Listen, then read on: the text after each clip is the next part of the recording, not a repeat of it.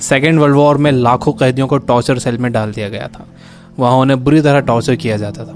उन्हें वहाँ फिजिकल और इमोशनल दोनों तरह से टॉर्चर से गुजरना पड़ता था। उन्हें अकेलेपन से भी गुजरना पड़ता था। कैदियों के सामने उनके दोस्तों की मौत हो जाया करती थी। उन्हें अपने दोस्तों और रिश्तेदारों को मरता हुआ देखना पड़ता था। ऐसे में कैदियों को ये लगने लगा था कि उनका भी मरना अब पक्का है। ये सब देखकर कैदी इमोशनली बहुत डिस्टर्ब हो जाते थे, बर्दाश्त नहीं कर पाते थे और वो सदमे से ही मर जाते थे। सेकेंड वर्ल्ड वॉर में कैदियों को रखने के लिए कई कैंप्स बनाए गए थे। उन्हीं कैंप्स में से एक कैंप में बंद थे psychologist doctor Victor Frankl. Victor उन कैंप्स में 3 साल तक रहे। उन कैंप्स में उन्होंने जो भी देखा, जो भी एक्सपीरियंस किया, जो भी टॉर्चर सहे, किसी को मालूम नहीं था कि वो इसके बारे में एक किताब लिख देंगे। उस किताब की करोड़ों कॉपीज बिक जाएंगी और कई भाषाओं में वो किताब ट्रांसलेट हो जाएगी। उन्होंने किताब लिखी जिसका नाम था मैन सर्च फॉर मीनिंग। अभी जो कोरोना क्राइसिस चल रही है, आप घरों में बंद हो, बोर हो रहे हो, अच्छा नहीं लग रहा है, तकलीफ हो रही है, तो आप अपनी इस तकलीफ को ज़रा इन टॉर्चर सेल्स के फ़ोटोज़ से एक बार कंपेयर ज़रूर करना। इससे मुझे पक्का यकीन है कि आपको अंदाज़ा हो जाएगा कि हमारी तकलीफ़ इन टॉर्चर सेल्स की तकलीफ़ के मुकाबले कुछ भी नहीं है।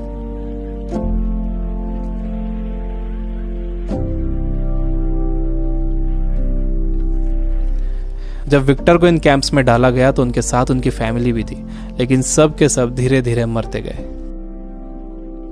विक्टर एक इंसिडेंट बताते हैं। उनके साथ एक कैदी था।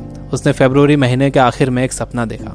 उसने विक्टर को बताया कि कल रात उसने एक सपना देखा था। सपने में एक आवाज़ गूंजी कि मुझसे जो पूछना है पूछो। तो मैंने उससे पूछा कि हम इस कैंप से बाहर कब निकलेंगे। तो उस आवाज़ ने कहा कि 30 मार्च को तुम लोग बाहर निकल जाओगे। इस सपने के बाद उस कैदी को पूरा यकीन हो गया था कि वो 30 मार्च को रिहा हो जाएगा। मार्च का महीना शुरू हो गया। वो एक एक दिन गिन रहा था। धीरे धीरे दिन निकलते गए।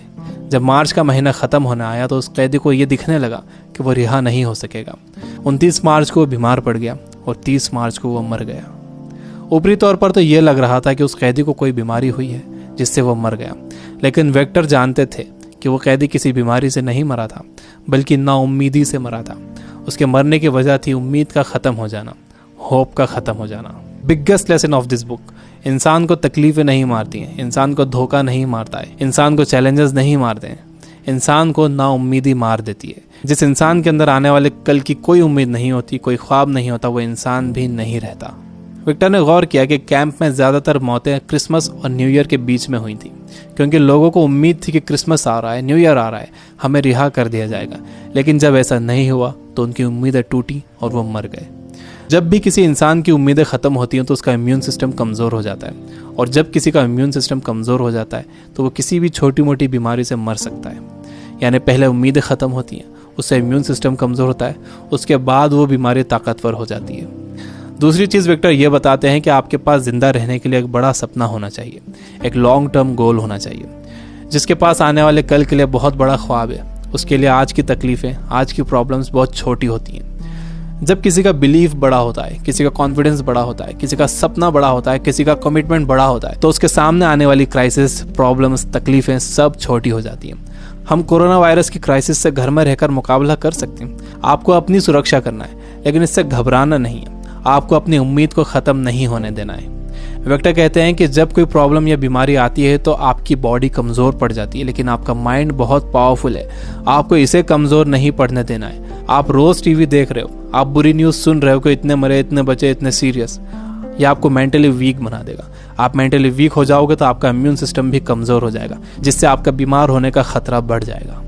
विक्टर कहते हैं कि वो 3 साल इन कैंप्स में इसलिए जिंदा रह पाए क्योंकि उनके पास कल के लिए बड़े सपने थे, विल पावर थी, उन्हें ये किताब लिखना थी।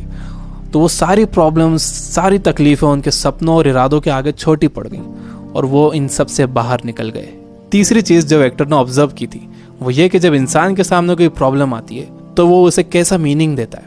वो उसे पॉजिटिव मीनिंग देता है या नेगेटिव मीनिंग देता है। जैसा भी आप उसे मीनिंग देते हो, ये मीनिंग ही उस प्रॉब्लम को आपके लिए मुश्किल या आसान बनाता है। आपका मीनिंग उस प्रॉब्लम को या तो और बढ़ा देगा या उसे ख़त्म कर देगा। फॉर एग्जाम्पल, आप कहीं जाने के लिए घर से बाहर निकलते हो और आप देखते हो कि आपकी गाड़ी का टायर पंचर है। अब आपको बहुत गुस्सा आ जाता है। आपको लगता है कि क्या इसे अभी पंचर होना था, या आप ही के साथ क्यों हुआ, पूरा मूड ख़राब हो गया। आपने इसे दे दिया नेगेटिव मीनिंग। आपके पास एक और ऑप्शन था। आप सोच सकते थे कि हो सकता है कुदरत आपको वहाँ जाने से रोक रही हो सकता है कि आप किसी बड़े एक्सीडेंट से बच गए हों इसकी वजह से। अगर तेज़ स्पीड में गाड़ी का टायर पंचर हो जाता तो एक्सीडेंट हो सकता था। अच्छा हुआ कि निकलने से पहले ही आपको टायर पंचर मिला। यह है पॉजिटिव मीनिंग। इंसान यूजुअली नेगेटिव ही सोचता है और इस नेगेटिव सोचने की वजह से हम हर चीज़ का नेगेटिव साइड ही देखते हैं, उसका पॉजिटिव साइड नहीं देखते। जैसे कोरोना क्राइसिस में जितना टाइम आपने फैमिली को दिया है, क्या आपने कभी पहले इतना टाइम दिया है? मेरे कुछ दोस्त जो किताबों से बिल्कुल दूर थे, उन्होंने बुक्स पढ़ना शुरू कर दिए, वो रीडिंग हैबिट बना रहे हैं। अगर कोरोना क्राइसिस ना होता तो क्या ऐसा होता था? जितना मैं इन दिनों पढ़ रहा हूँ, पहले इतना कभी नहीं पढ़ता था। जितनी सफाई लोगों ने रखनी शुरू कर दी है, पहले कभी नहीं रखते थे। बार बार हाथ धो रहे हैं, अच्छी तरह हाथ धो रहे हैं, सोशल डिस्टेंस मेंटेन कर रहे हैं, किसी लाइन में लगे हुए हैं तो दूर दूर खड़े हो रहे हैं। आसमान साफ नजर आ रहा है, हवा साफ हो गई है, समंदर का पानी साफ हो गया है। ऐसा लग रहा है कि नेचर ने जैसे रीसेट बटन दबा दिया।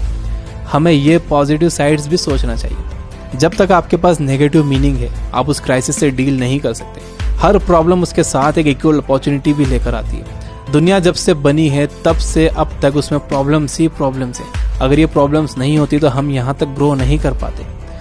सबसे लास्ट में विक्टर कहते हैं कि आपसे सब कुछ छीना जा सकता है, आपकी धन दौलत, घर, गाड़ी, बीवी, बच्चे, माँ बाप, दोस्त, सेहत, लेकिन एक चीज़ नहीं छीनी जा सकती, वो है आपकी पावर ऑफ डिसीजन।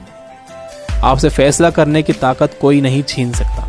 अगर आप सिचुएशन से घबराकर फैसला करते हो तो वो सिचुएशन आप पर हावी हो जाएगी, लेकिन अगर आप सिचुएशन के हिसाब से खुद को बेहतर बनाते हो और डिसीजन खुद लेते हो तो आपकी ज़िंदगी बदल जाएगी। दुनिया में इससे पहले भी कई बीमारियां आई हैं जिससे करोड़ों लोगों की मौत हुई है। उसकी वजह ये थी कि लोग अवेयर नहीं थे, उनके पास इन्फॉर्मेशन नहीं थी, इन्फॉर्मेशन लेट पहुंचती थी, बीमारी से डील करने के साधन नहीं थे।